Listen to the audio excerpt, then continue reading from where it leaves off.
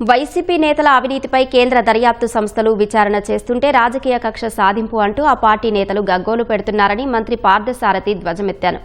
మద్యం రవాణా కుంభకోణంలో తమ భాగస్వామ్యం ఉందని కారుమూరి నాగేశ్వరరావు కుటుంబం ఒప్పుకుందని పార్థసారథి తెలిపారు. అందుకే వారిపై ఈడీ చర్యలు తీసుకుందన్నారు. కూటమి ప్రభుత్వానికి ఎవరిపై దాడి చేయాల్సిన అవసరం లేదన్నారు. ప్రజలకు నష్టం కలిగిస్తే ఎవరిని ఉపేక్షించబోమని హెచ్చరించారు.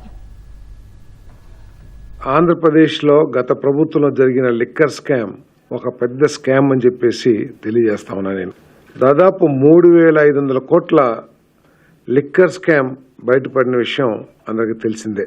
కారుమూరి నాగేశ్వరరావు గారు బలహీన వర్గానికి చెందిన వ్యక్తి కాదనిలేము. ఆయన కుటుంబ సభ్యులు అందరూ ఒప్పుకున్నారు. రవాణా కాంట్రాక్ట్ చేశాము, ఈ మద్యం వ్యాపారంలో మేము ఉన్నామని చెప్పారు. 400 కోట్ల రూపాయలు దోపిడీ చేసిన విషయాన్ని ఒక కేంద్ర ప్రభుత్వ సంస్థ దాంట్లో అన్ని సాక్ష్యాధారాలు సంపాదించి వారి మీద చర్య తీసుకుంటే ఇదేదో కక్ష, బలహీన వర్గాలకు చెందిన వ్యక్తుల మీద దాడులు చేస్తుంది ప్రభుత్వం అని అనటం ఏ మేరకు సభ ఒకసారి ఆలోచించమని చెప్పేసి మనం చేస్తాను. జగన్మోహన్ రెడ్డి గారి ధనదాహాన్ని తీర్చుకోవటానికి బలహీన వర్గాల్ని బలిపోసూలు చేస్తా ఉన్నారు. ఎక్కడెక్కడ ఈ ప్రభుత్వానికి ఎవరి మీద దాడి చేయాల్సిన అవసరం లేదు. ఈ రాష్ట్రానికి నష్టం చేసిన వాళ్ళని కాపాడాల్సిన అవసరం కూడా ఈ ప్రభుత్వానికి లేదని చెప్పేసి నేను ఈ సందర్భంగా తెలియజేస్తా ఉన్నాను.